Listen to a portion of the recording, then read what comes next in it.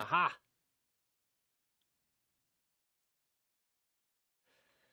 Okay. Was my audio working before? Could you all hear me before now, or was I muted and this is now the only audio that you've gotten of me? Um no, this is new. Okay. Yeah, okay. Yeah, okay, so I thought that I was talking, but that's okay. We got the mic fixed. So, I was trying to say that this band, 1876, is a band I just found out about. They're very punk rock and very indigenous. So, check them out. They're pretty awesome. And hello and welcome in. It's good to see you all. I'm too high. Okay. That's probably going to be better. That was in my face, and now I bet the microphone's in a better place, and I'm not going to top out now that the audio looks good. Let's get rid of the starting soon and bring everything to just me. Hey, there we go. Sorry, I didn't have time to get everything set up before stream today.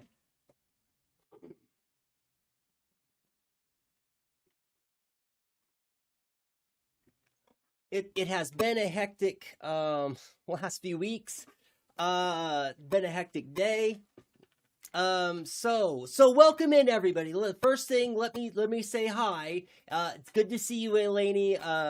You were first. Good to see you. Hope you're doing well.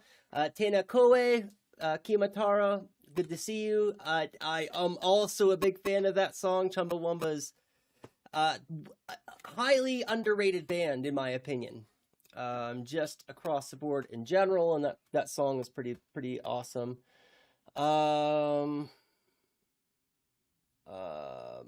play your most recent article. Let me take a look. I thought that your most recent article was, yeah, that link didn't work. Was on, I have it pulled up. Hold on.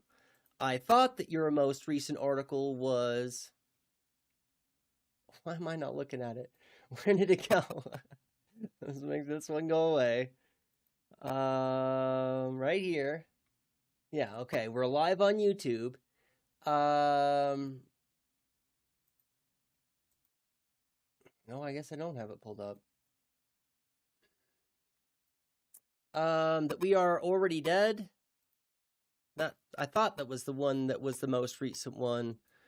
That's not what it was called. We are already missing. But let me try this one. Marxism is childish. Yes. Okay, there's a new one. Good. Good. We'll take a look at that one, definitely.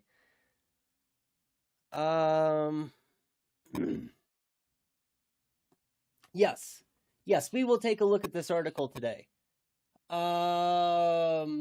There's quite a few things that I guess I should say it that way. There are a lot of things that I would like to do today that I am not going to be able to do today. Because I'm just not prepared. I'm not ready. It's been hectic. Here, let me... the light's not good enough for you all to see me, but this is the tooth right here. It cracked across the back third of the tooth, which is actually pretty fortuitous, right? So the whole base of the tooth is all still completely intact. It cracked from the back part, and it cracked flat. So I have a razor on this side cutting the side of my cheek, and I have a razor on the inside cutting my tongue, but it's a lot better now. The first few days it was torture. But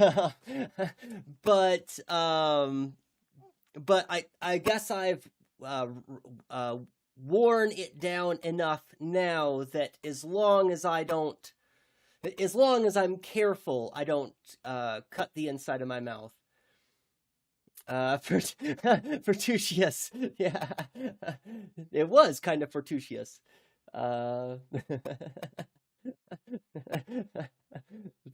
word's awesome. Did Capcom make you guys' brain break? K with a Capcom with a, I'm not sure what that is. But that was the second most recent. I've been working on the most recent one for a while and released it 2 days after we were already missing article. Okay, cool. Cool. Right. So, the things that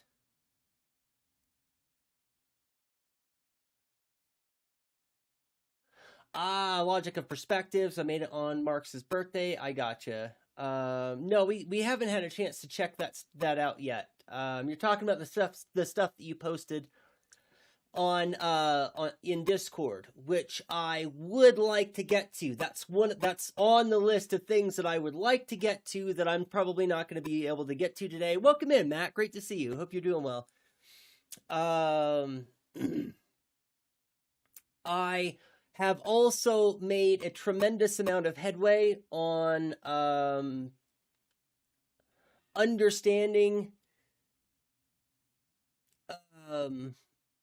authority, the work from Hannah Arendt in this, and it is as amazing as I suspected, right? Like, because I knew it was going to be good stuff, but I didn't quite, like, I read the chapter, but there was a lot of stuff that I didn't quite get. I didn't understand the first read through, but I knew it was really valuable, really great information.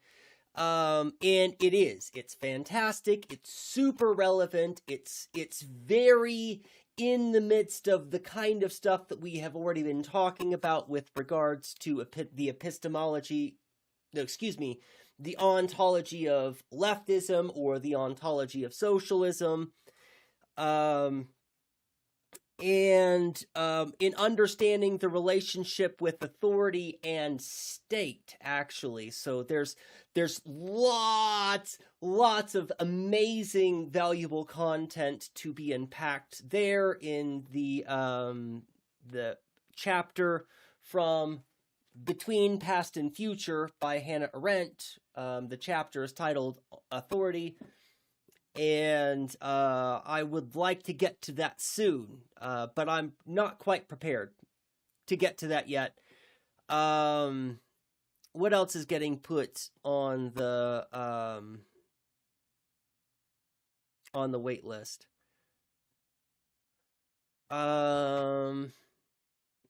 Here's something that, well, let's not do that yet. Where's the other list of things? And yet again, I clicked the wrong thing. And yet again. No, this is the right thing. This is another thing that I would like to talk about soon. Here, I can just put this here. But this is a back burner thing. Let me put this in chat first. I say it's a back burner thing, but it's really kind of not, because it's gonna come up. We won't talk about this really today, but what this article is talking about is an idea that is unavoidable everywhere. When anybody is advocating for anything, when people are discussing or when people are arguing, especially, this is relevant in all of those cases, because a lot of the discourse that is taking place everywhere in all of the marketplaces of ideas, a lot of those conversations that are taking place are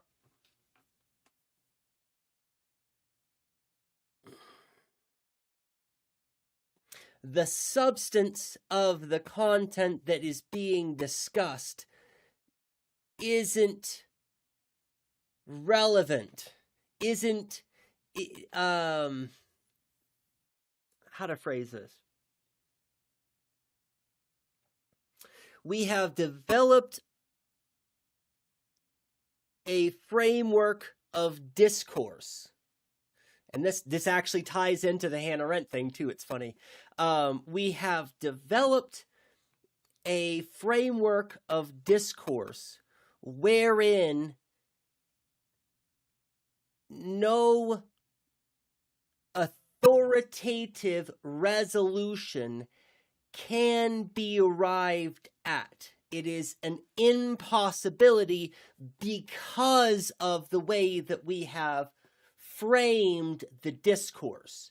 And the framing of the discourse has caused most argumentation to be of a character and substance that will necessarily be woefully inadequate to express one's ideas, to counter the ideas of others, or to take those things and to work towards some kind of consensus of understanding.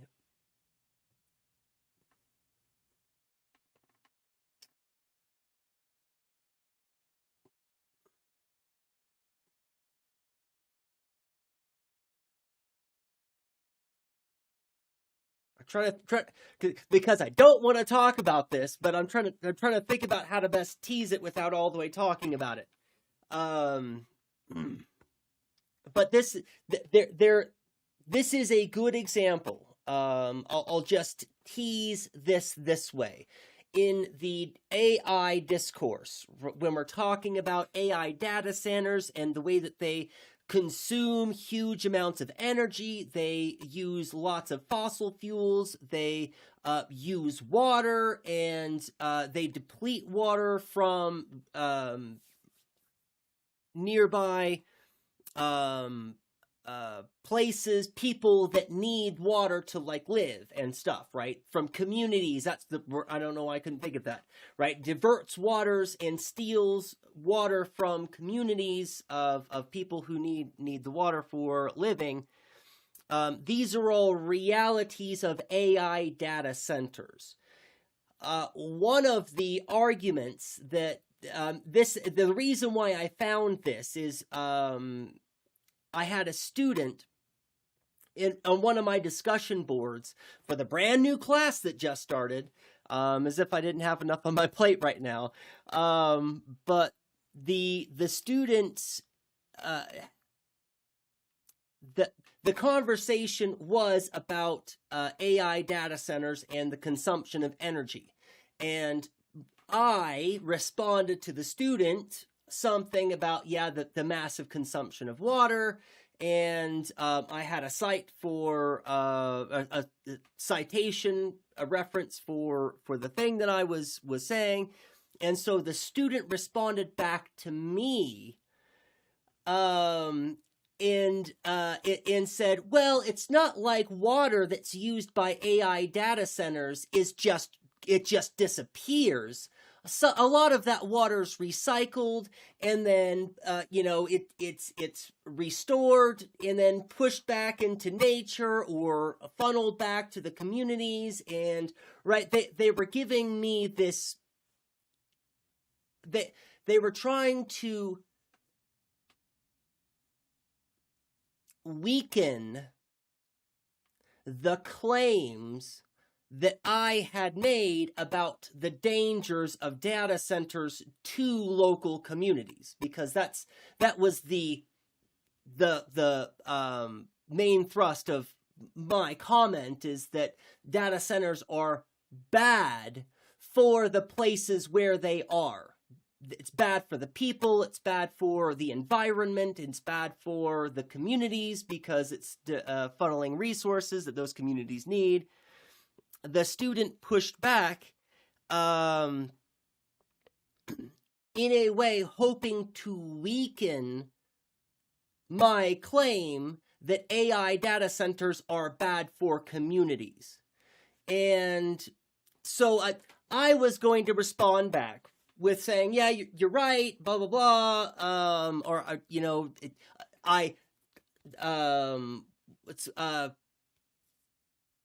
Acknowledge your viewpoint, right? I acknowledge your viewpoint, but, and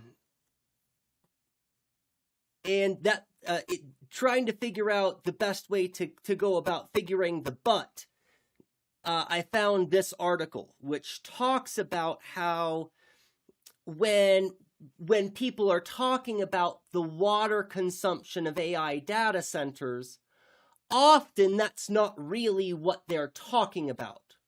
What they're talking about is a fear that they have regarding data centers. And water is a useful tool. It's a useful bludgeon. It's a useful argument in making the argument against data centers.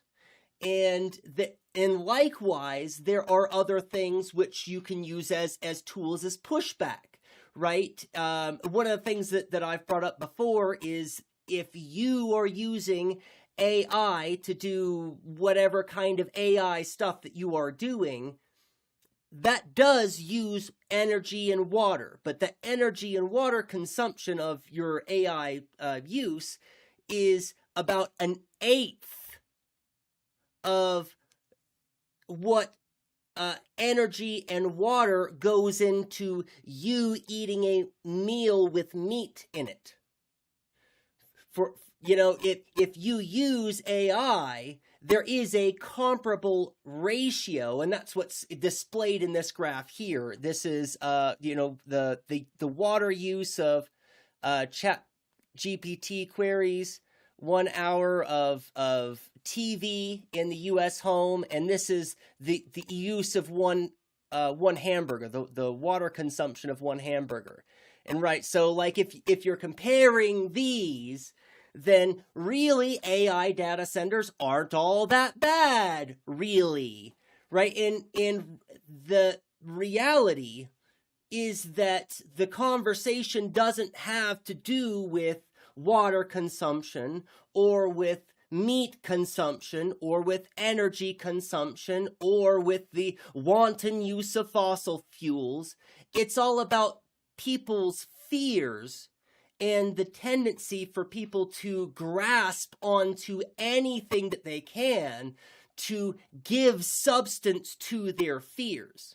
Right. So when people are making these arguments about water usage of AI data centers, really they're not talking about water. They're not concerned about the water. That's when water isn't really water, right? Their fear is associated with technology or with the future of AI or with what this spells for the rest of humanity. And water is a useful tool in making that argument. So this is an idea I'm teasing. There's a lot of great argumentative substance for us to unpack here to better understand how we ought to go about engaging with making arguments and advocating for the things that we would like to advocate for. But that's not what we're talking about today. Why do we give a shit if AI uses water? Because we use water. Right. That's what you're doing right now, /live, is you're doing. You are doing the thing. You're doing the thing that the article is warning about is a useless, helpless, not helpful thing.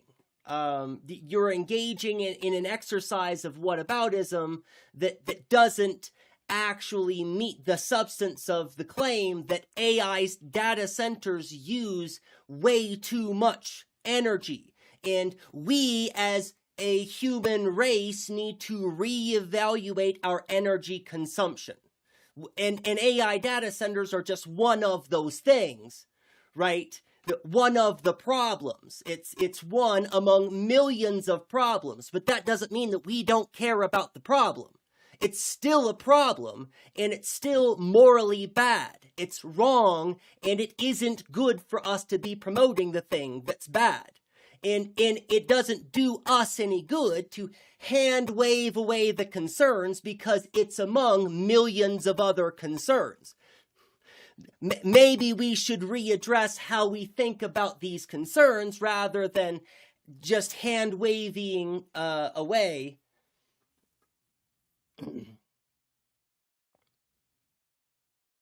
the thing.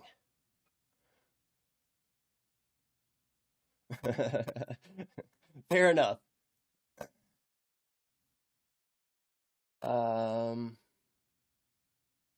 Often the usage stats on these is misleading. That's one of the other things that's very true. A lot of the stats regarding the water that's used by AI data centers is very, very misleading.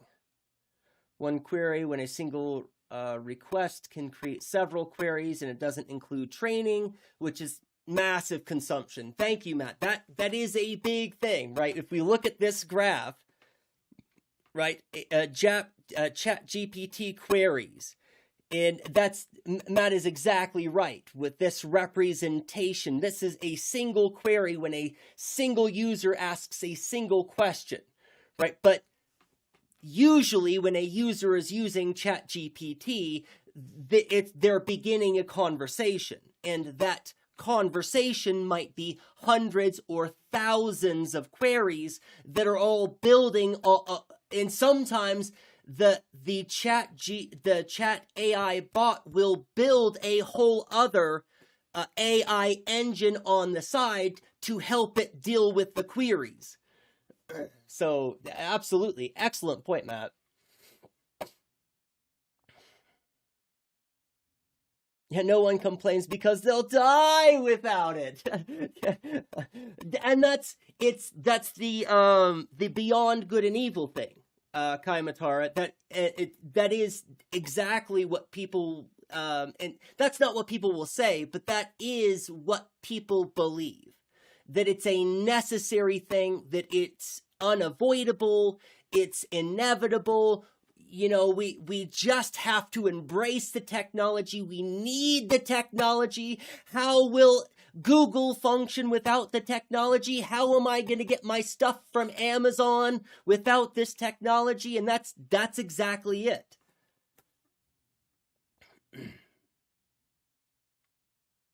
All water isn't treated equally too. Not all water is drinkable. And that's AI data centers almost always use potable water and make that potable water no longer consumable for humans.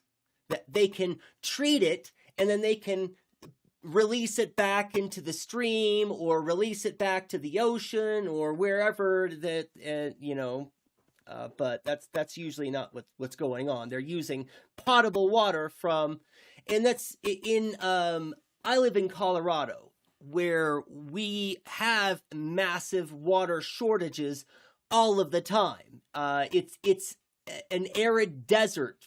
A lot of the prairie in which I live is really quite just desolate desert. And they're thinking about bringing AI data centers to here. And in other communities where this has happened, people who already experience water shortages now get none, right? Or now only get polluted water, or it's a massive impact. Is there mineral oil? But like billionaires don't want to do that. Our tax dollars were used for this so we could fix this. The water usage isn't unsolvable, but the power problem is bad. Well, and that is part of the thing, right? That the water usage isn't unsolvable, and compared to almonds, right? If we were comparing it to just the almond industry it still isn't even surpassing the amount of water that we use to water almonds, right? But again, we don't really need the almond fields either, right? And we should be looking for alternatives, because we don't have alternatives for watering almonds. There are alternatives, like Eleni pointed out, for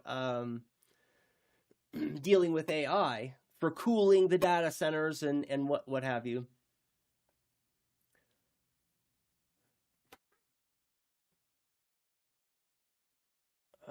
Even with a single question, sometimes LLM has to run several queries to process the one question. Yeah. Even if they treat the water, they're adding heat. Computers are space heaters that do extra tricks. Heat disrupts ecosystems. That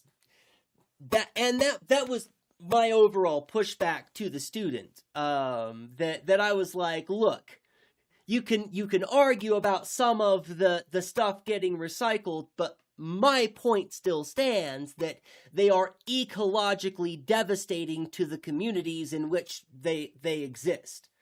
And it's bad for people's lungs, it's bad for people's health overall, it's bad for the animals in the ecosystem, it's for any crops or farms or any of that stuff that's nearby. Devastating. Welcome in, James. Good to have you. Good to see you, James TV.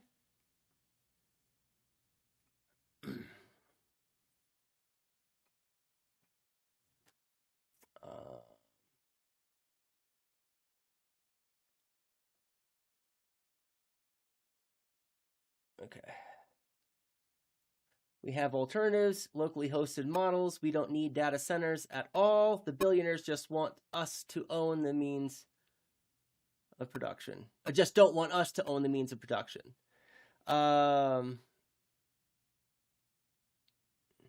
It's not serious.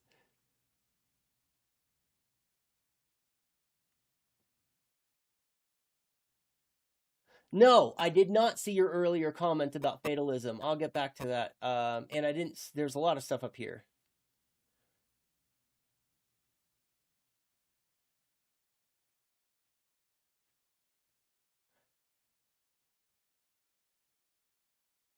Okay, there was a second most recent, blah, blah, blah, read that, okay. My next article is going to be called Communist Realism, about how material analysis, because it's often correct, it unintentionally turns many communists into fatalists, and thus makes them mere spectators rather than doing any praxis. It's like democratic socialism will likely fall back into capitalism, but that's precisely why you should intervene, right? You don't sit in a leaky boat and think, well, leaky boats have a tendency to sink, so I shouldn't get involved. You row to land as quickly as possible. This is an excellent point, Kaimatara. And it does that, and that gets to what I wanted to talk about today. What I wanted to talk about today is we're still going along with the stream of the title. I didn't change it from last time, and it is Anarcho-until-the-End-ism, right? And this is where I was on my ranting rave. I put the book away about Lenin's State and Revolution, where there's the first 2 chapters of State and Revolution where Lenin is just talking about Marx and Engels and talking about background and history, and I'm like, yeah, okay, right on, I'm right there with you, Lenin. And then he starts talking about the critiques that anarchists of his contemporaries have had about him and of his theories and the things that he said. And it just is a shit show from there, right? It just, it quickly devolves into an elitist refusal to recognize the possibility that one could be wrong, right? Lenin is operating from an elitist attitude where he is incorrigible. He believes he's got it all figured out. Everybody else's concerns are all completely unwarranted, and here's why. And we talked about how all of those concerns were all not just valid, came true. All of the concerns that all of the anarchists raised to Lenin about the revolution that was going on, all of those things came true. And this is a long way of me getting back to Kayamatara's comment, but I'm getting there. Right, so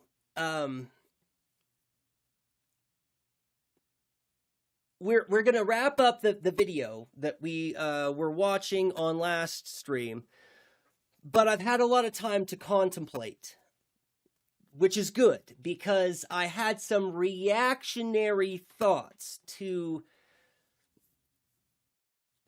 Lenin, and I've had some reactionary attitudes toward here, let me make my face bigger. Toward social democrats and toward Marxist-Leninists, especially towards MLMs, Marxist-Leninist Maoists. But now that I've had some time to contemplate the reactionary attitude that I had just last week, even still, about how maybe we ought to go about engaging with them or maybe not engaging with them. Right, this reactionary attitude is not helpful, and I'm glad that I've had some time to really mull it over and to contemplate, because Kayamatara's comment about not letting the ship just sink is kind of is the attitude I think that's a better take. Because I've begun to see a lot of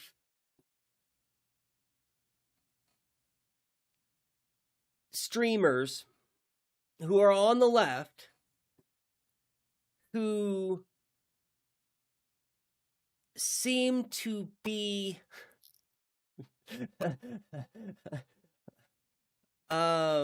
determined to say the words, right? They seem determined to say on one hand, out of one side of the mouth, that people ought not to take Marx dogmatically.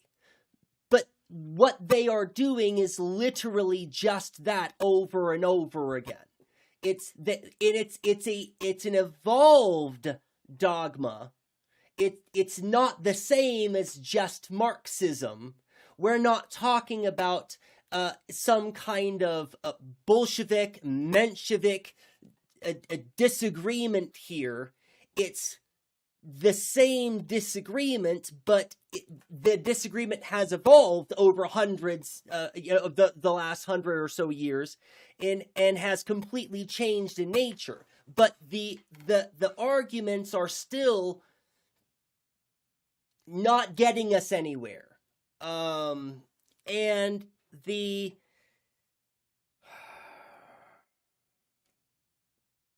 where do I want to go with this? What I mean to say, the whole point of this is that we cannot afford, we don't have the luxury, we cannot afford to let comrades who are engaging in dangerous ideology to persist. right? Those are holes in the ship. Right now, the ship is rudderless. We have no sails furled. We have lots of problems going on in the ship. And as long as we have leftists who are trending towards authoritarianism, our ship is going to sink. It doesn't matter what we do, what we repair, who we get on board, how much energy we get going, whether or not we have a vanguard, none of that matters. If we have leftists among us, and those leftists are still trending towards authoritarianism, that ship is gonna sink. If we have comrades who are drifting towards establishing state powers so that we can oppress the bourgeoisie, then we are still talking about an antagonistic class structure state, which is not going to cease to be an antagonistic class structural state. If that ship is going to sink too, right? And it's up to us to help our comrades not be leaky holes in the ship that are taking us down. It's a terrible analogy. It's a holy ship. Holy ship, everyone.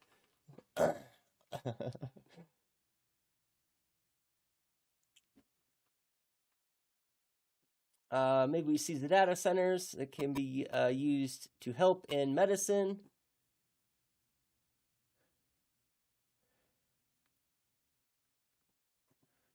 I criticize Lenin in my Marxism is childish article. Yeah, we're going to get to that in a minute. I figured that it was going to be right in the spirit of what we were on about today. So we will get to that today. Surprisingly, no MLMs disagree with my critique of him. Interesting. That is surprising. You said MLs and I said MLMs anyway, but that's funny. Say what you mean, mean what you say. Trying to. See, and there is something here too, and this is very similar to this to. Well, do I want to go? Hold on.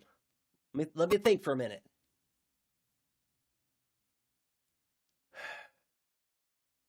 Oh, and let me also check this.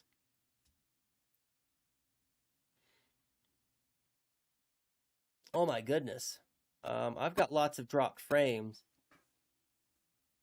Is the stream coming through for y'all? Is it? Am I okay? Can you hear me?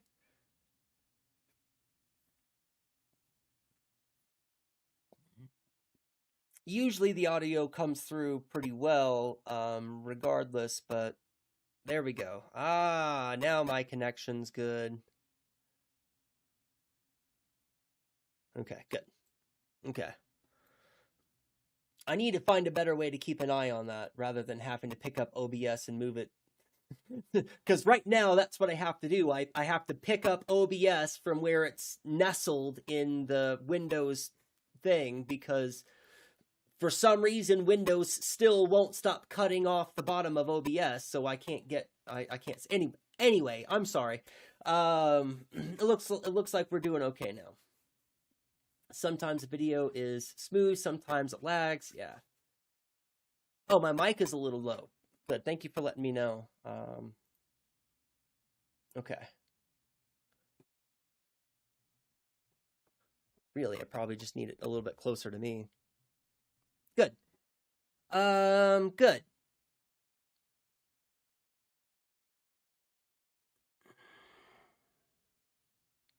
So, Yes, I do want to say the thing. I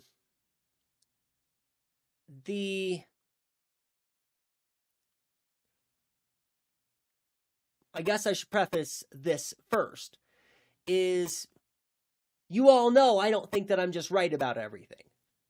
So when I have pushback on your ideas, it's not because I think your ideas aren't good. It's just because I have pushback.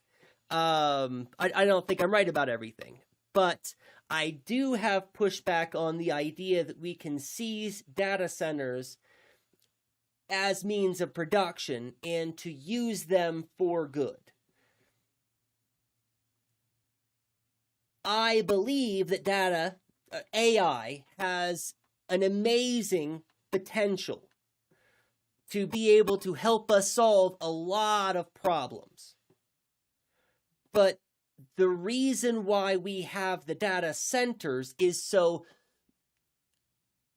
that millions of people can use them while we have the industrial military complex using them and Palantir using them, right? So this is the big reason why data centers exist, is so that the regular users can continue to use AI for the private use that they use, and companies can use it for the commercial use that they use, which is like a very minuscule amount of the overall AI data use used. We don't need the data centers for anything. Data centers exist so that the military and Palantir and other such projects can do AI. If we were to seize the means of the AI data centers, it should be only to dismantle them. It should only be so that those AI data centers don't exist anymore, because they do massive amounts of ecological harm to the communities in which they are. And we don't need the processing power more than we need people to be able to live in their homes and to be able to drink the water and breathe the air in and around their homes. And I just don't think that there is a use that we would employ AI for that would need whole hosts of AI data centers. We just don't. Is my 2 cents on that. I will probably be streaming about 2 hours today. Mostly because I still am. I haven't complained about all of the other stuff. I complained about my tooth, but the end of the semester has been a fiasco for me, and I don't want to spend a whole lot of time complaining about school stuff. But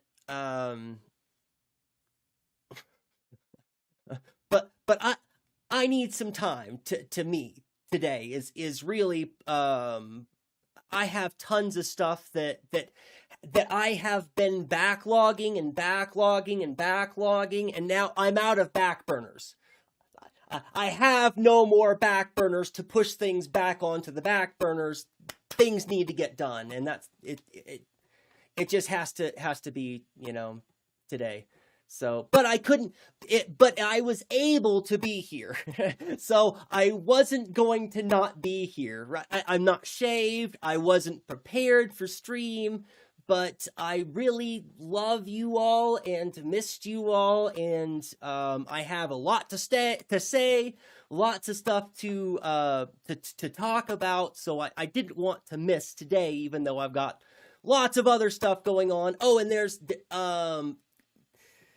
should have made I need to make a more formal announcement about this later, but there will be a significant lifestyle change. I'm going to be living somewhere else for several weeks, starting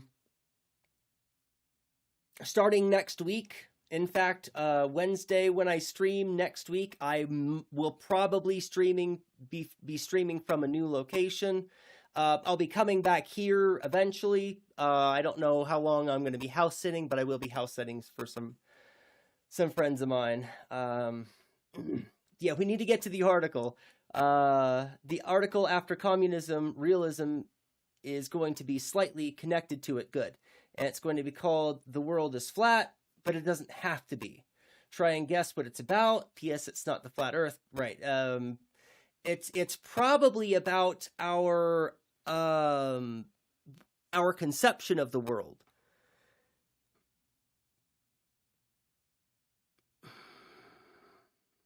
It depends on how you mean flat. Probably two-dimensional would be my guess. Is that we're cramming it into a binary, but it doesn't have to be. The reason that so many built is so that you have Grok, ChatGPT, and Gemini. Venice, I haven't heard of that one. All that, yeah.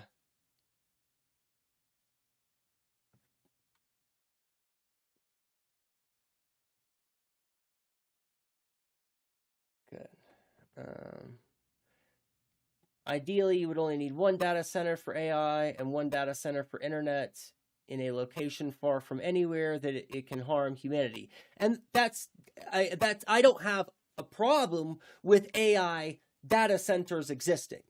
I have a problem with AI data centers existing in the heart of Kentucky, where there are 100,000 neighborhoods nearby and a bunch of school kids who are breathing in toxic fumes and drinking water that's polluted, right? That's primarily my immediate concern with that.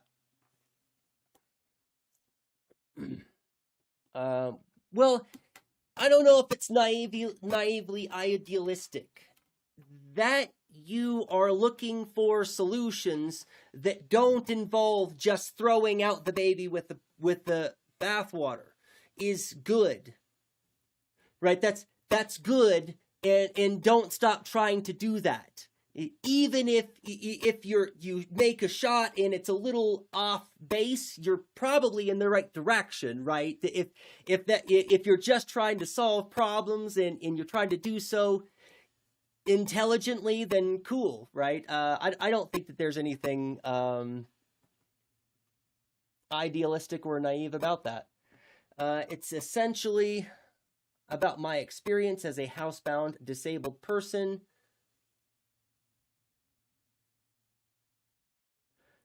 Means saved for doctor's visit. I only ever experienced life mediated through that flat vertical plane, whether they be my phone, my TV, my walls, or even the dynamic nature of the outdoors is mediated through my window. I see. Huh.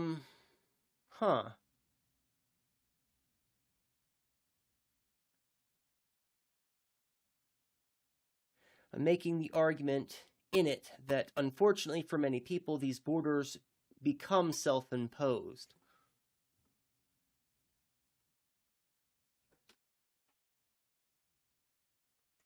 Right. Yes. Yeah, not in a Luddite way, but there needs to be a balanced way. Right, yeah, I gotcha.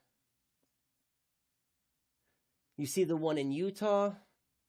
40K square acres, 62 square miles. Yes, I'd heard about that. In an area, that area of Utah, the residents living in that area already are experiencing water shortages. Already, before the thing was built. We're already having water problems. It's a problem in Utah. In much of Utah.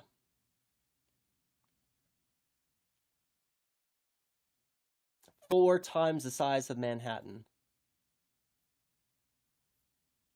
Not pro AI, but I see the potential if we optimize it and help it become useful and minimize the damages. We can also destroy a lot with the extra data centers.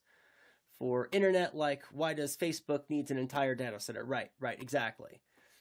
Well, and if it seems like I was pushing back kind of hard against you, Eleni, it's because not so much because of you, but because there are lots of other chatters that I've seen in other leftist spaces. There's a number that I can think of off the top of my head who, when AI comes up, they immediately become very defensive. These are leftists who are very left and have very good material analysis, very good takes, but all of a sudden when it comes to AI, they kind of lose the leftist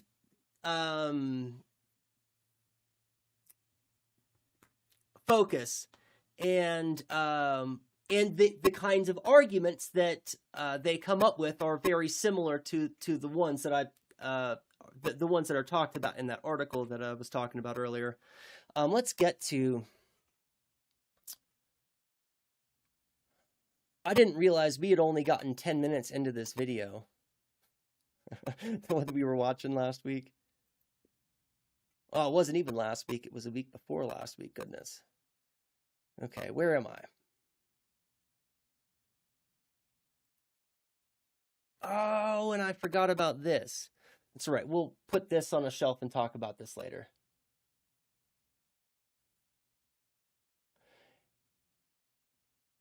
AI means more than what we're building now. Right now, we're building LLMs, which are incredibly grifted. Machine learning is the previous version, which is much less problematic and doesn't lie. Right. Yeah, the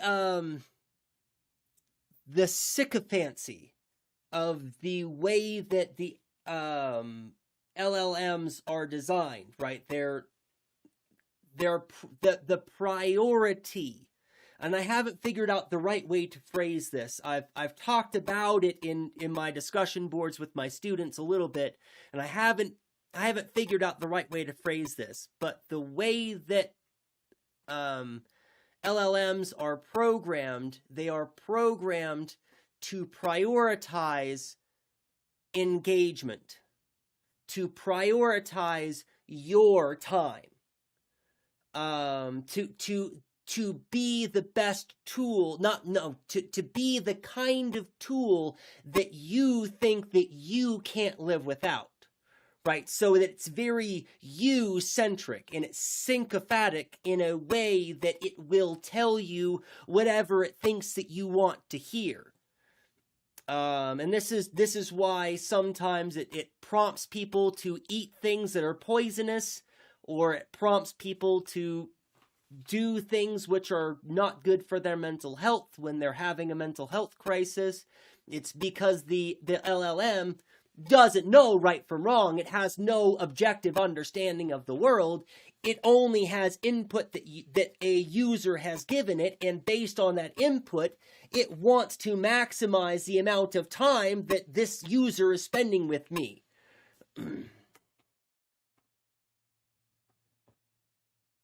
Yeah, they imitate the pattern of logic, but don't actually do logic.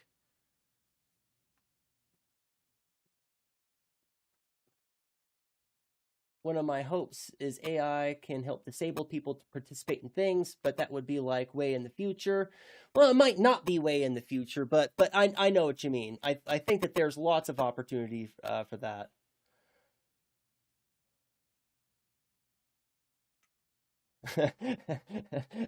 AI bros putting the L in LLM.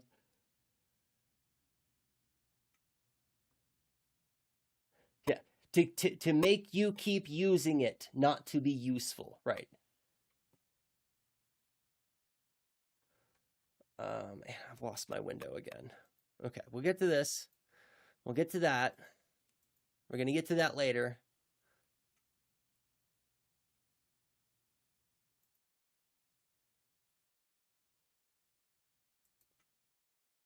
Okay, here we go.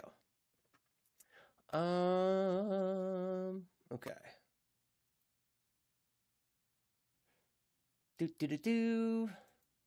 This is not going to be ready. That's not even the right size.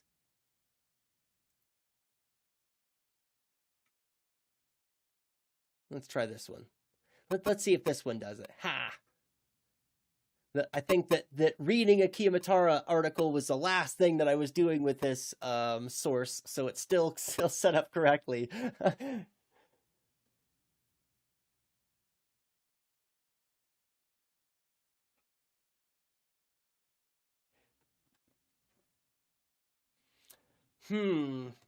Yeah, I think that's a pretty good pushback, Matt, but I don't...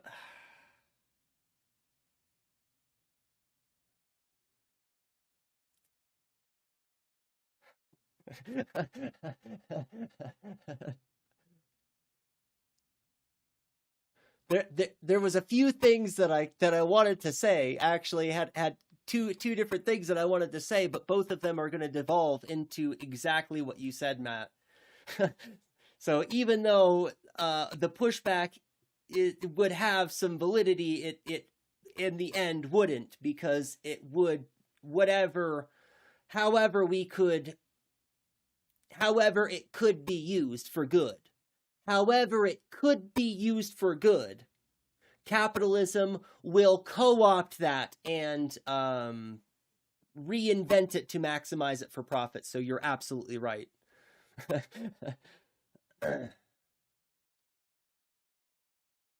it have the play button this time? No, it does not have the play button this time. Unless it's over here somewhere. No.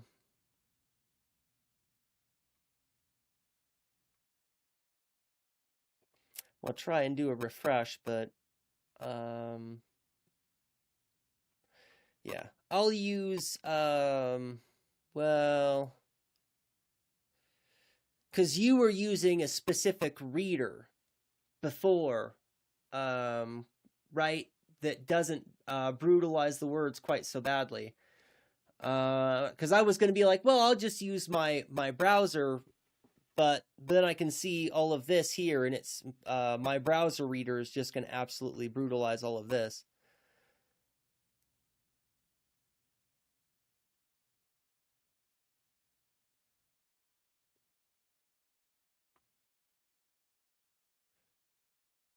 Yeah, I think that's probably one of my biggest beefs is with the LLMs is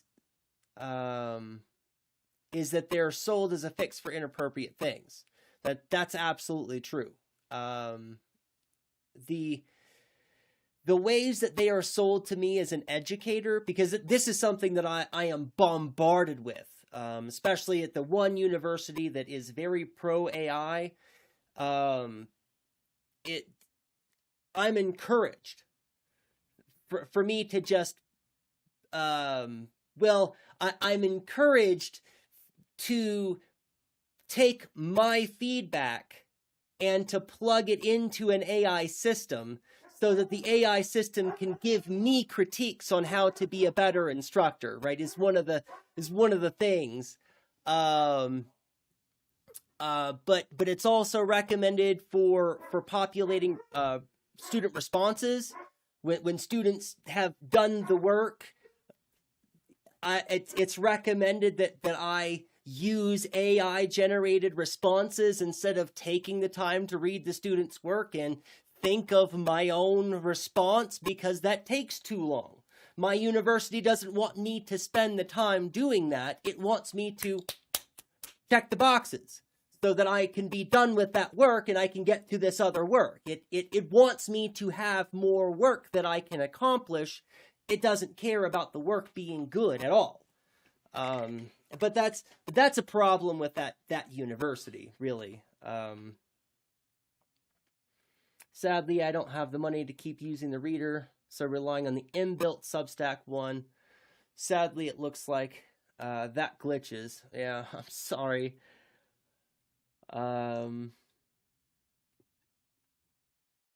You have to pay to be able to use the a reader that can actually not be garbage. That's expected. I don't know why that I'm even surprised by that. Because it's capitalism, baby. All right, so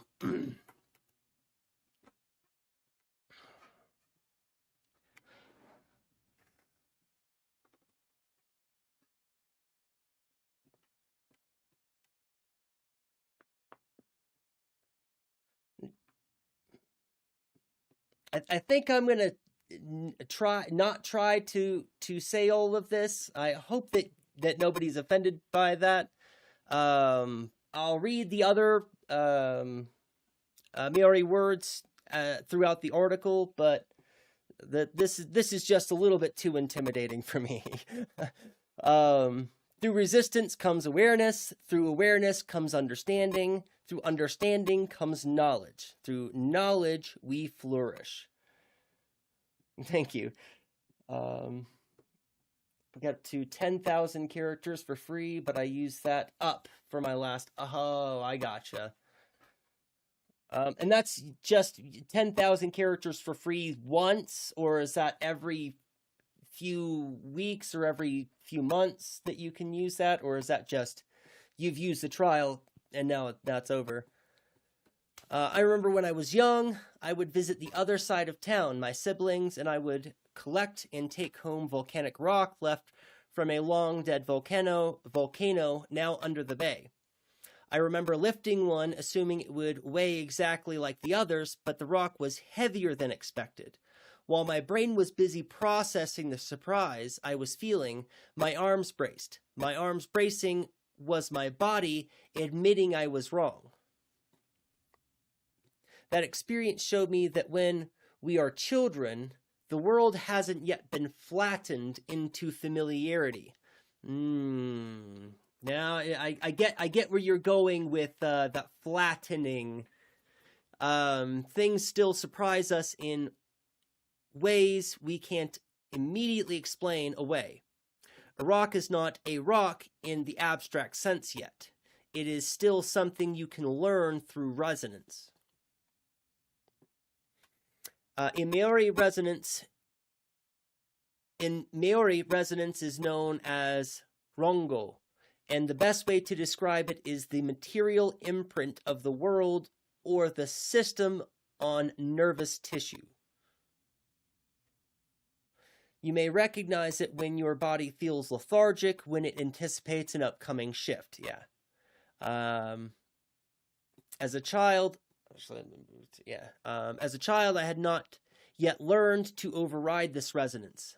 But as an adult, through capitalist indoctrination, I got trained to ignore rongo and just called it stress instead of exploration.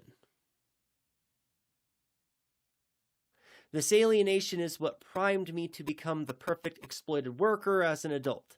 Exploitation is an explicit material thing. Stress is far more vague and internal, allowing for capitalism to blame your pre-shift lethargy on a personal failure.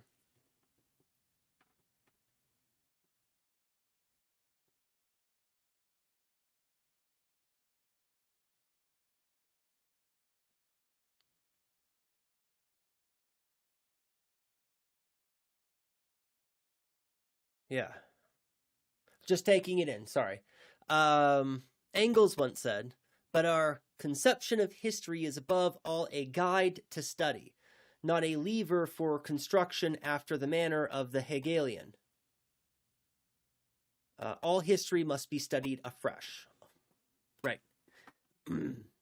Which in modern accessible terms essentially means we see history as a tool to help us ask better questions and understand the past, not as a formula for building the future, the way Hegel thought.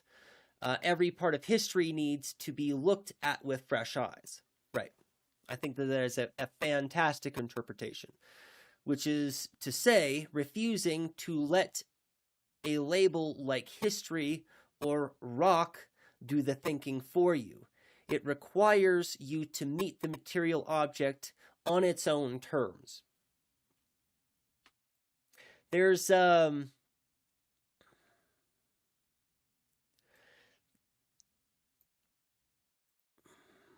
this simple idea of a simple rock being. Look at all these slave masters posing on your dollar. Get it? Look at all these slave masters. Hey.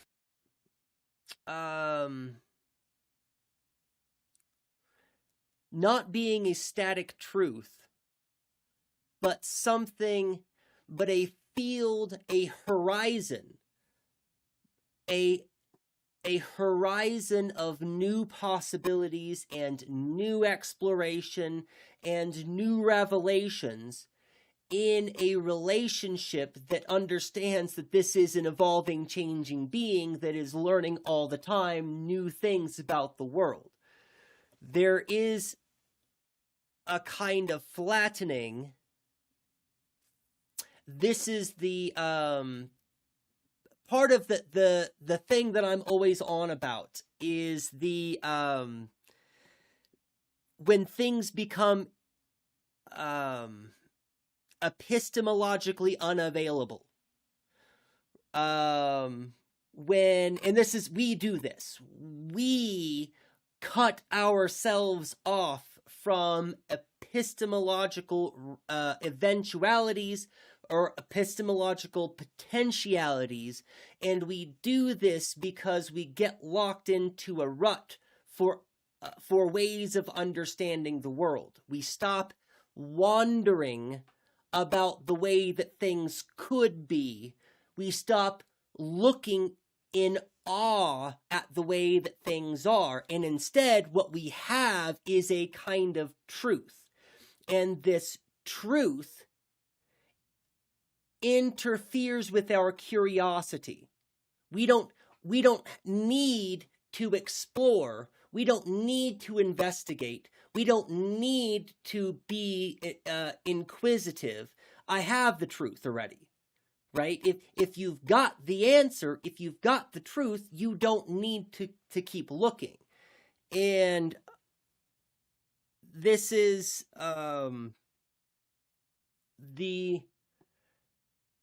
it's really a consequence of Western thought in general. It's the termination of truth in establishing some kind of static definition for things. This object is this identity. It fits in this box. And other things might fit into this similar box as well. And as long as we can figure out what goes in the box and what doesn't go into the box, we stop asking questions. And, yeah. Capitalism is just about ignoring your surroundings and blaming everything on yourself. Stoicism to me is evidence of society in decline. I won't disagree with that. No one explains its hyper-individualist viewpoint better than Jordan Peterson. It's a religion, yeah.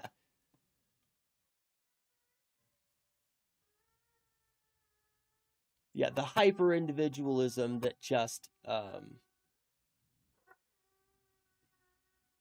it's not showing up.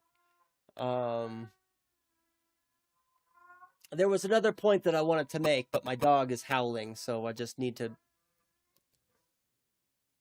wait for that to stop, because a hound dog howl will disrupt your thought. It turns out it's really hard to keep thinking when that's going on. So, hyper-individualism. It is a hyper-individualism. This is, well, that's a different conversation, and that doesn't have anything to do with this conversation. I won't tie that in. But yes, absolutely. That's 100% correct. All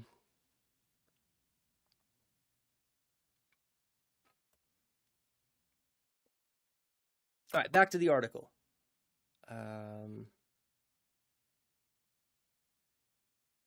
The skill of looking through fresh eyes is something you inherently possess as a child, and all too often lose as an adult. Yeah, I did read that. Children encounter the world as something still revealing itself, while adults have been taught to encounter it as already settled. There's a reason toddlers are always wide-eyed and surveying their entire surroundings with a sense of awe. That was the other thing. Okay, I knew there was something else I wanted to say about it.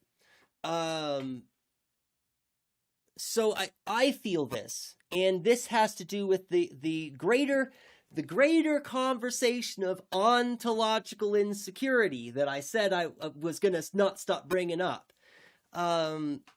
Part of what contributes to ontological insecurity is that the world has certain expectations of you, and the world expects you to keep up. And a lot of times, young adults do a good job of keeping up in appearances. They do a good job of going to the school. They do a good job of getting the grades. They do a good job of coming home on time, or whatever rules they're supposed to follow, right?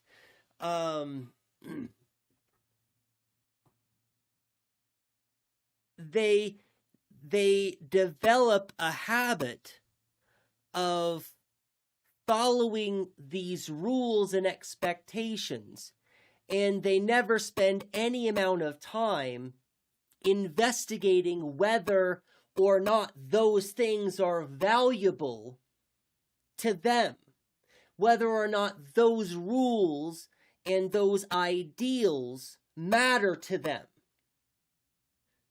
And when young adults get out into the world, they start to find the confidence to question some of this, but when they do, the rest of the world says, "What are you doing? You're supposed to be keeping up. Stop asking silly questions about why we have to do this. You have a job to do. Stop asking silly questions about these expectations. They are just the expectations that you have." And so there's never a point where anyone is ever encouraged to do any amount of self-reflection on the values and the rules that they have been given.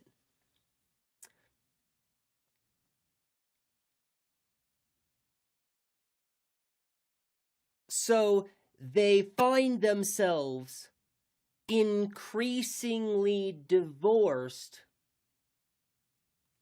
They find their persona, the thing that they show to the world, the exterior person that is perceived by everybody else in the world, the persona. The person recognizes that they become alienated from the persona. Right? Because whenever they ask questions about values, whenever they question authority, whenever they question tradition, they are punished. This person learns not to. The persona, the perspective that everyone else in the world sees of the self stops asking the questions. And this self understands that this is socially acceptable.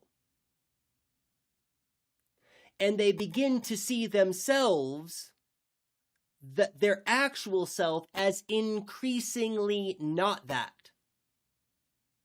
And this causes a kind of psychological insecurity where they have, and this is people, everybody does this.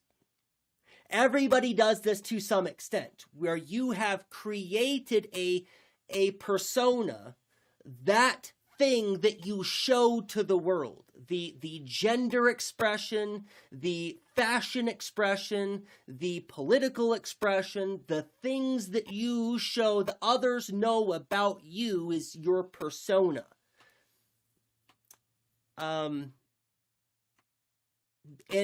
this thing becomes divorced from the actual self, that is never given the opportunity for edification, is never given the opportunity for being validated, is never given the opportunity to explore itself, right? And this causes us to have even greater doubt.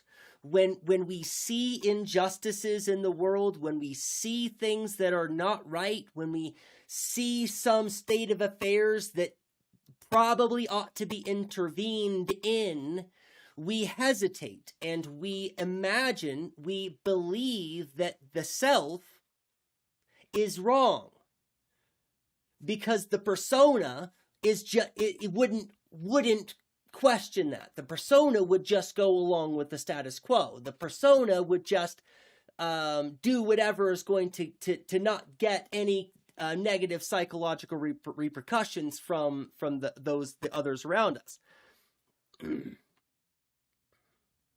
There was another point that I was going to make with regard to this ontological insecurity, but I can't remember what it is. But I did want to talk about ontological insecurity because that's kind of what we're talking about here. I mean, that's not what Kaya Matara is trying to say, but it's not the same. It's not the same. Right, and that's in the what helps or what makes me think of it is that difference, right? When we are children, we are more our true selves. When we begin to grow up, we grow up into a curated persona that is socially acceptable. When we're kids, we don't care so much about that. Anyways, children have not fully learned how to suppress contradiction in order to maintain social stability. They still experience dissonance directly. This is why they question injustice at inappropriate times, like, "Mommy, why do you tell us not to give homeless people money?" Nice. Fantastic example. Fantastic example. In front of a supermarket cashier. As Marx said, it is all the more clear that we have to accomplish at present. I am referring to ruthless criticism of all that exists. Ruthless both in sense of not being afraid of the results it arrives at, and in the sense of being just as little afraid of conflict with the powers that be. Good.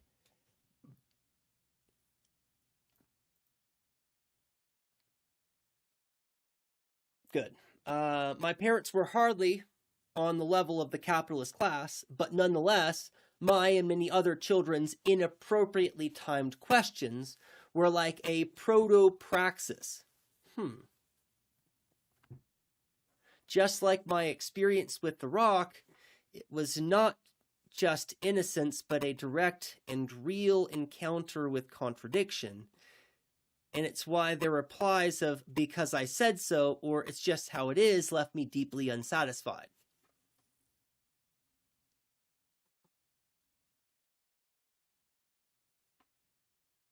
I like the term proto-praxis. As a child, when confronted with contradiction, I would learn. If I had dropped the rock, I would have still learned. As an adult, however, until I discovered Marxism, when I was confronted with contradiction, when I would drop a rock, or my phone wasn't fast enough, I would get irritated or even angry. I would blame the rock. I would blame the phone. The annoyance is almost defensive as the world failed to conform to my expectations. I really identify with this so hardcore, especially me 10 years ago. I was very much kind of a control freak, and I needed things to be a certain way, and if they weren't a certain way, I would get very upset and have a hard time coping with things being the way that they are, despite that's how things are. And really, I just need to accept that that's how things are and move on with it. Sorry, I'm starting to get my tongue a little bit. Right, the annoyance is so almost offensive, as the world failed to conform to my expectations.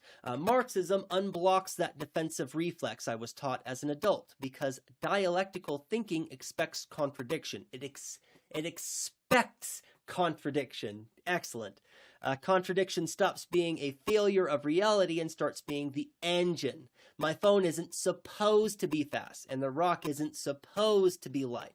Supposed is what happens when you attempt to freeze the world in place so you stop meeting it afresh. Curiosity is not simply a mood, it is a material posture. It is a way of holding your categories loosely enough that reality can break them. Good. I really like that phrasing. This is why Lenin's left-wing communism, an infantile disorder, title misses the mark. Lenin argues that left comms are extremely dogmatic. Dogmatic is the exact opposite of what a child typically is.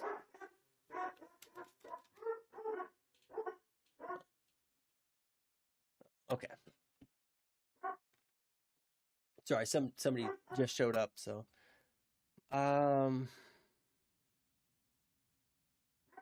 dogmatic is the exact opposite of what a child typically is. We spend our early years with wide eyes, always surveying around us precisely because we are not dogmatic about the world. A child watches, they test, they poke, ask, imitate, fail, then try again. They experience contradiction in an honest way. But most importantly, they approach the world experimentally precisely because they do not yet fully understand it. And this is the thing that I want to really stress here. And I imagine that Kaya Matar is probably also going to draw attention to, but the thing that I want to really stress here, adults have no idea what's going on. Right? When the children who accept that they don't know all of the things about the world are simply being honest. The adults who grow up, who think that they know the rock, who think that they know the truths, they're just lying to themselves about the truths and the things that they know, that because they don't know actual concrete static truths any more than the child can. The child just understands that they don't have the truth or knowledge and therefore need to explore and be curious and engage with it. Adults are people who have just stopped being curious and creative about the world in which they live. Possibly. Yeah, Kaya Matar is great with words. Absolutely. I second that.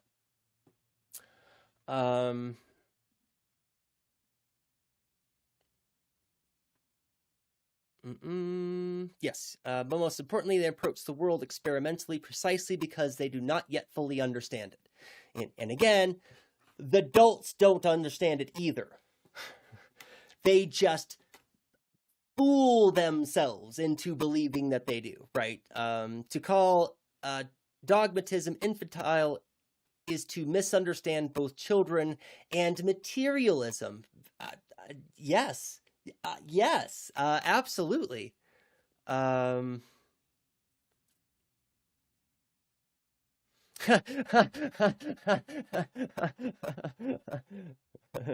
I miss my dead grandma. Me, knowing nostalgia is an inherently reactionary character. Okay, fascist. Good. There's a joke on the left that nostalgia has a reactionary character, but ironically, it is Marxism that has brought me back to my childhood, not simply because as a child you are more caring and more willing to share, but because as a child contradictions are not mere annoyances, and because the material world is still allowed to teach us. people too often have it backwards. As children, we aren't more willing to share just 'cause. We are more willing to share because we haven't been conditioned out of seeing the world dialectically yet. Yes.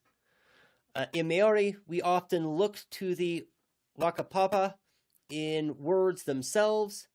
So if we examine the whakapapa of childish, we see in English, ish often means resemblance or tendency towards something. Greenish is not fully green. Selfish is characterized by the self. Therefore, childish means characterized by the qualities associated with children. This tells us that the issue is not the suffix, but how we treat children with contempt. This is why I chose the word childish specifically. Yeah, this is a good one. I use the title not to attempt to be provocative for its own sake, but to show, even among Marxists, how quickly we allow familiar categories to close off thought before contradiction can emerge. See, this is actually really, this is next level writing. So this is quite brilliant. Before I finish reading the last few sentences, let me just glow you up, Kaimatara. That you lull the reader in, right? This is so perfect. So perfect. You've lulled the reader in with this impression of childishness, right? The stereotype, the baggage, but then you spend all of this time talking about why childlike wonder is actually good and awesome and amazing, and then you're like, okay, learn your lesson, you who started reading this article, right? You who started reading this article, go back and correct yourself. That's excellent. Do you like Obama? Obama.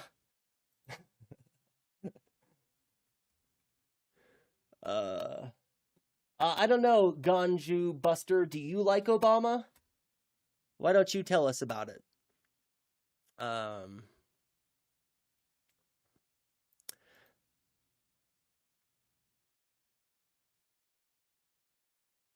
Yeah, because in that brief moment of contradiction, there is an opportunity for us to think again. My experience as a child taught me that materialism means the world acts back. Yep. My current experience as an adult teaches me that principled Marxism never stops being surprised. Thanks for reading and enjoying my article. Yeah, I did very much enjoy this article. I like all your articles. This is a really good one.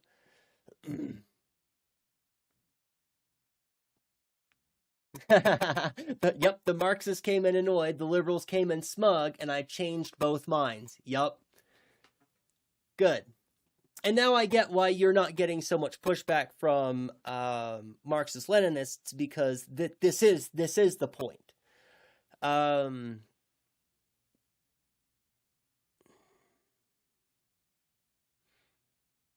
Where was the? I wanted to reread another part, a part of this.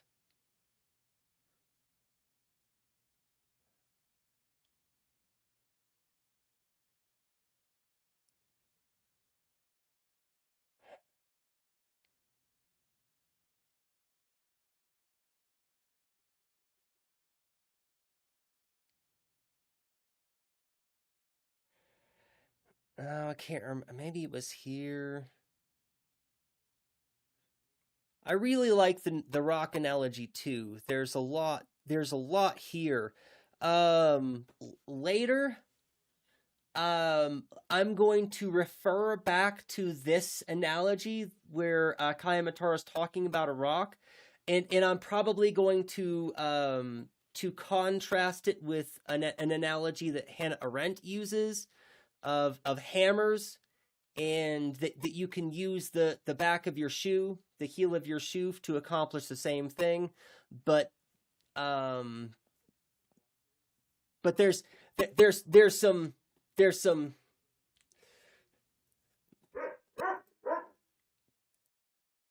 but we're not ready to get there yet. I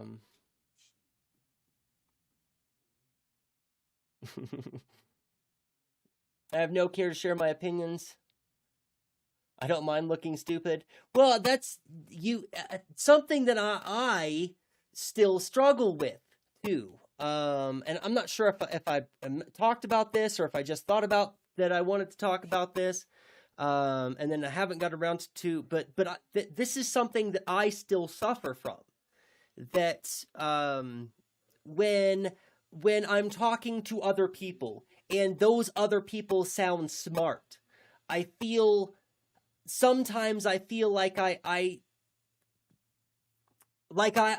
need to be careful about what I say, right? I'm worried about saying something that's going to make me look stupid, right? And this is not healthy or helpful. It only breeds anxiety, and it closes us off from opportunities for us to learn, right? If you say something that warrants pushback, right? When you say the thing and then get the pushback, you are better for it. Always. It's something that I'm still working on. That even though because the point that I'm trying to get to is that I agree 100% with that idea, Eleni, rationally and logically, but in moments, in the real world, my emotions don't always correspond with how I feel logically and rationally, right? And that's the part that I haven't gotten over. I understand that I shouldn't be afraid of looking foolish. I should not. Nobody should be afraid. We should not live in a world where people are made to feel foolish because they don't know something or because they have incorrect information.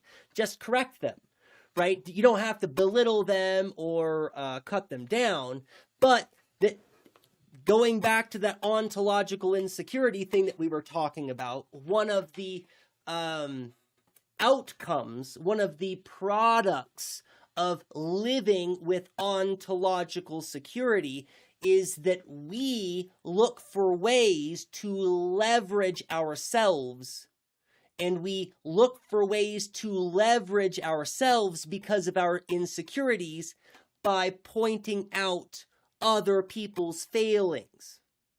But by drawing attention to and by putting other people down, or by look at those foolish people over there who don't know what they're talking about. This is something that people do to make themselves feel better because they are ontologically insecure.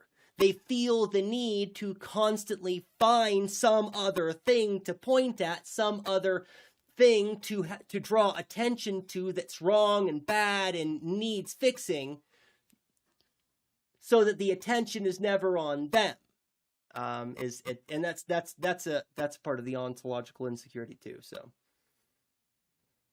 it hurts to feel stupid, but when the moment passes, it's great, right?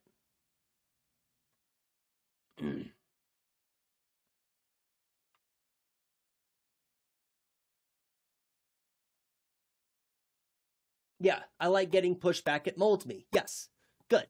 That's the healthy thing. That's the healthy way to be. Every time someone pushes back, I come at my argument from a different angle until I craft something unique to me. Right.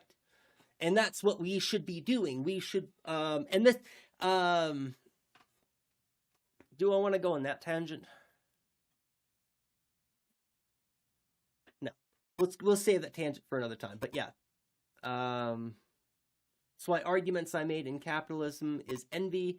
I come at it from the way people never heard before, and it works.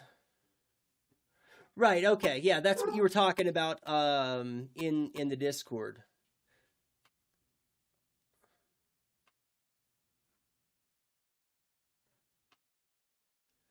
You came in thinking childish is inherently bad. That's pretty undialectical of you, my friend. Me, if I were to summarize my article to Marxism. Yeah.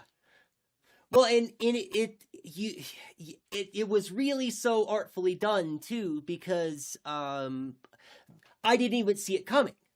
Right? Usually I'm pretty clued into those kinds of, I'm looking out for those kinds of signals, but it was just all of a sudden, poop, and I was like, wait a minute.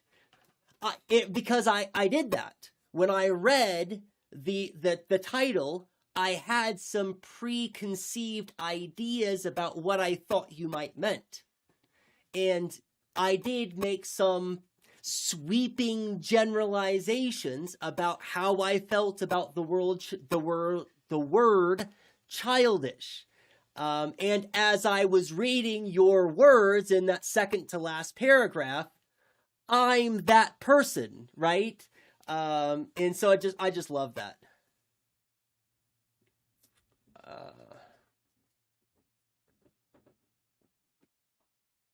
Ganju, you have asked 2 questions, and you didn't answer the question that I asked you.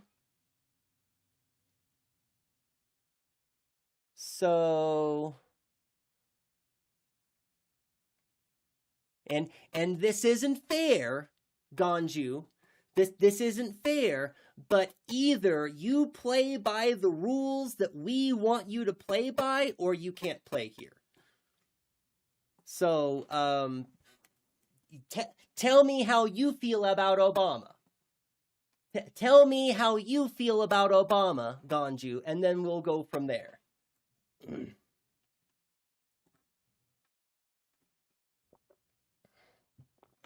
Though I don't know if I'm going to be sticking around that much longer. I'm starting to tear my tongue up pretty badly.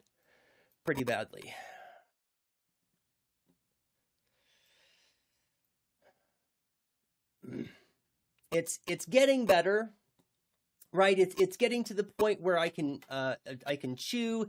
I've been talking for a long time now. Luckily, I didn't have to teach class. That would have been a nightmare. Obama's great. What's great about Obama? Name one thing that is awesome about Obama?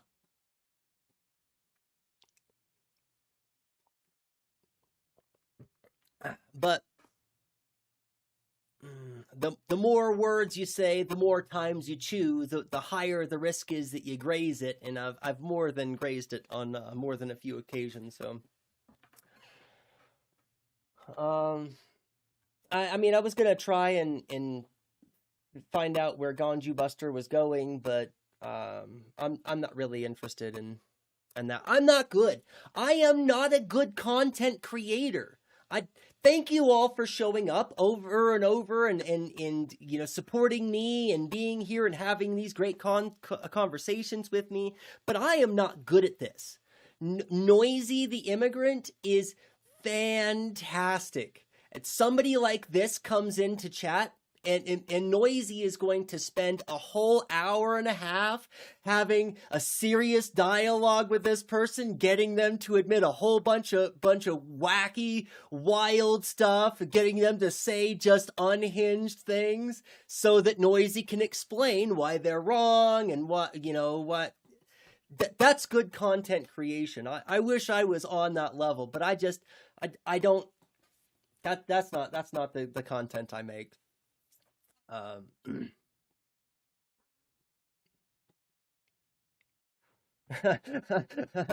Yeah, okay.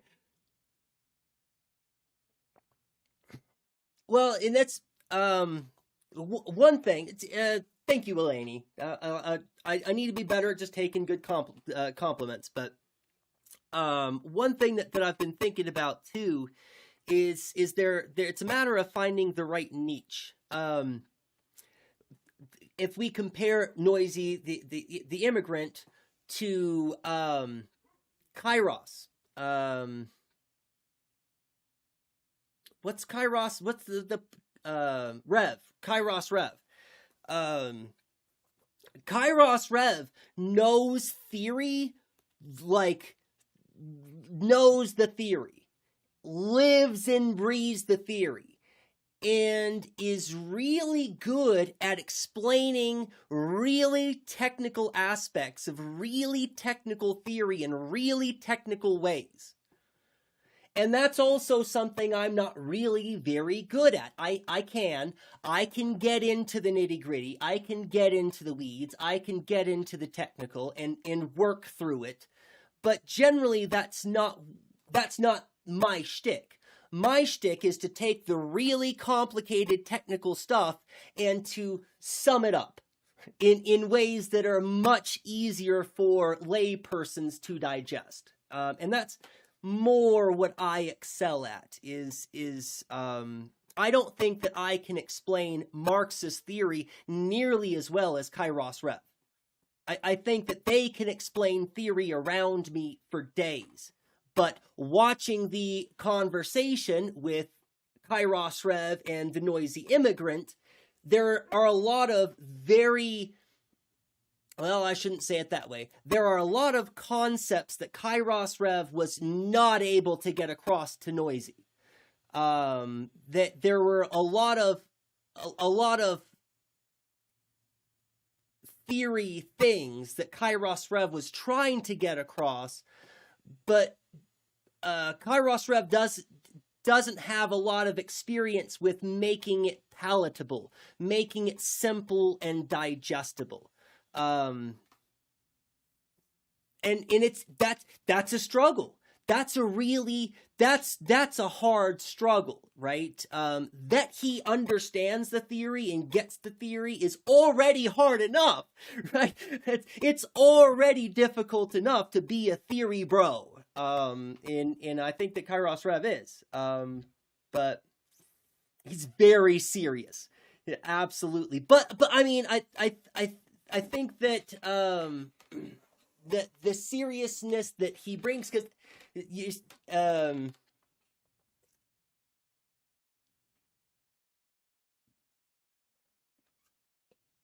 the reason why I think that he's so serious is because he understands that what he's talking about isn't just important, it's literally life and death, right? And he understands theory in a he sees the material conditions. He reads the material conditions and understands that every moment we are in a liberal capitalism is a moment that is just monumentally terrorizing for an innumerable number of people on the planet. That the harms aren't just in theory. That's one of the things that I think that gets Kairos Rev to be so serious. Finding the right Nietzsche.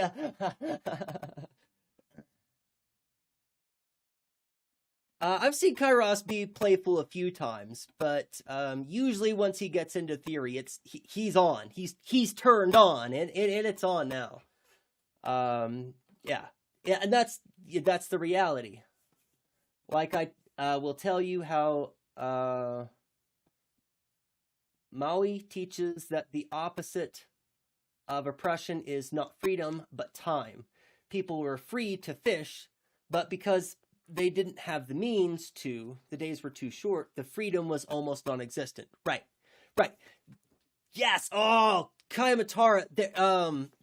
When we need to have some conversations about Hannah Arendt too. There's so many things.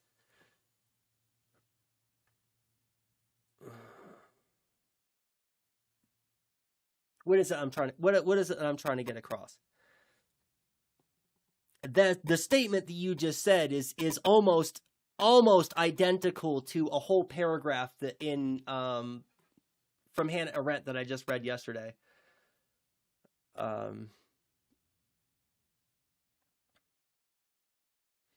maybe that's an over-exaggeration. No, I think that's an under-exaggeration. I think that every minute under capitalism, it's probably more catastrophic than just a few deaths. I would imagine it's because it's not just the actual death, which should be tallied in that as well, but think about how many children are right now in a slave kind of condition. How many children are in lithium mines or are sewing Nike sneakers in a warehouse, right? That's a reality of capitalism. What's going on in Iran, right? The United States losing the hegemony on global power, and so lashing out violently at whole other nations, destroying their infrastructure, blowing up their hospitals, right? Those are harms that aren't just easily tallied up into a few deaths, right? The cascade of evils and harms that exists under capitalism it's sometimes it's almost overwhelming. Quite. So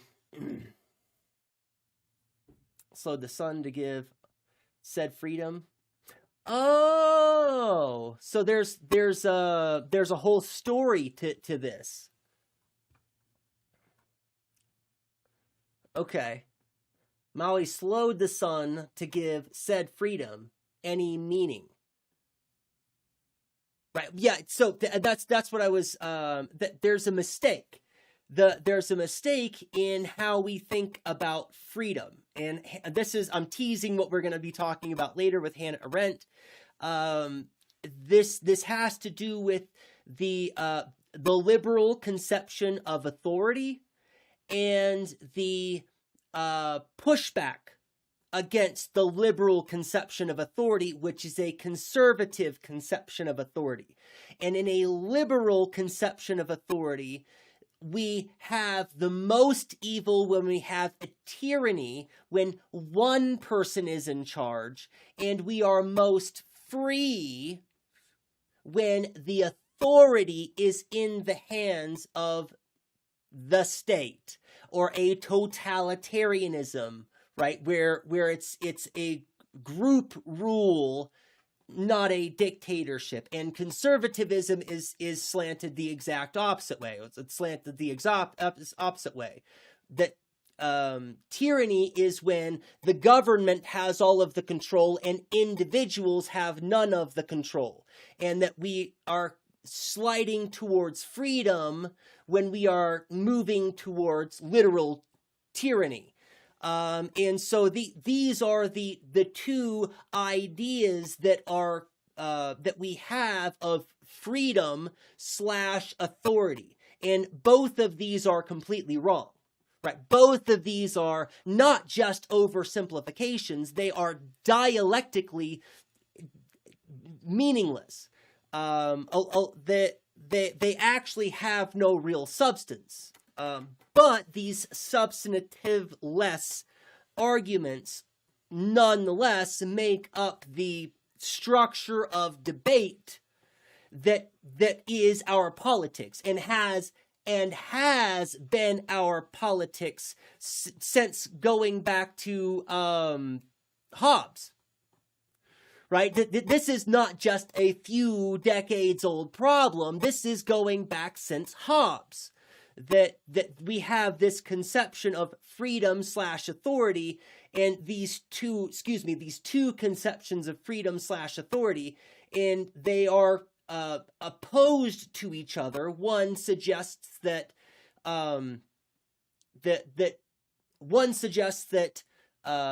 tyranny is evil, but totalitarianism is less evil. The other insists that totalitarianism is tyranny, is the evil, and a single leader or some kind of dictatorship is the most freest way to be.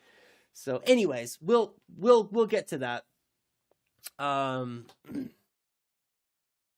Because liberals don't understand freedom or authority or dialectics.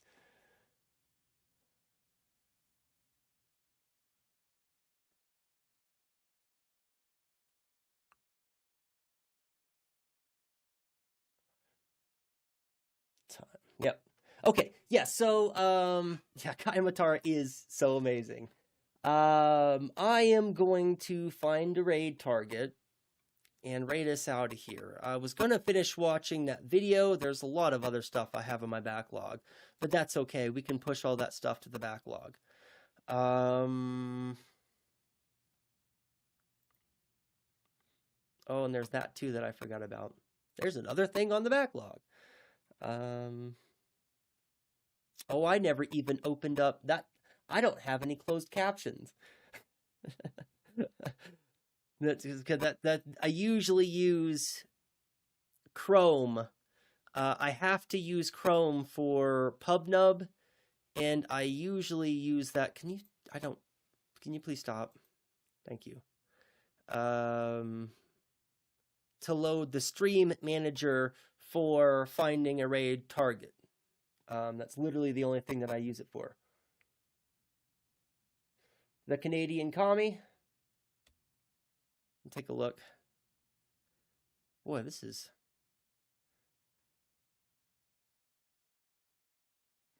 We might have to find a different way to do this.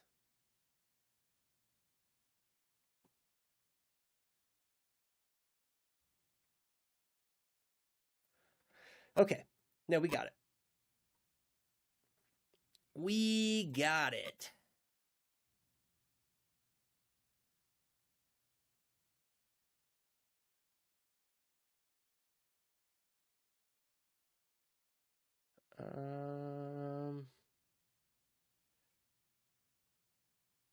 Do you happen to have a link for the Canadian commie? Wonder if I can find them.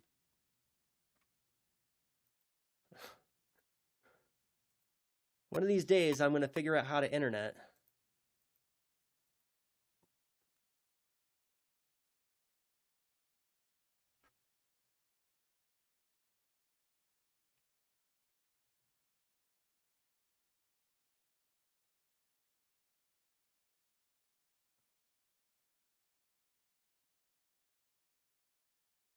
Huh.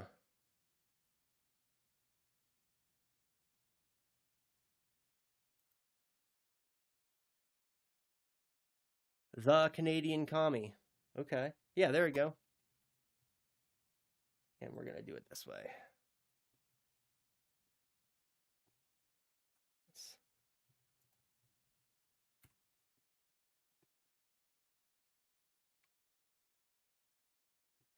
No, I looked and I didn't see any targets that popped right out to me.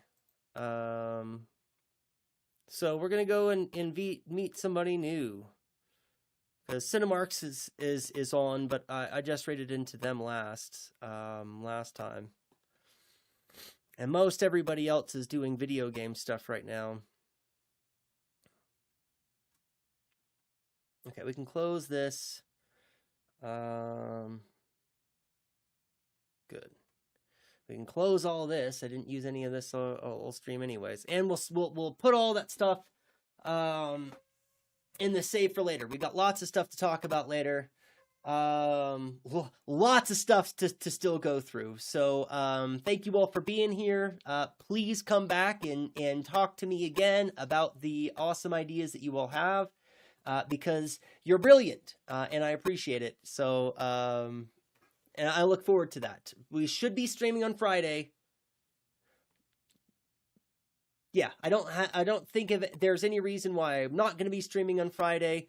Next week, I might start late. I'll be moving into that other place on Wednesday. So we'll see.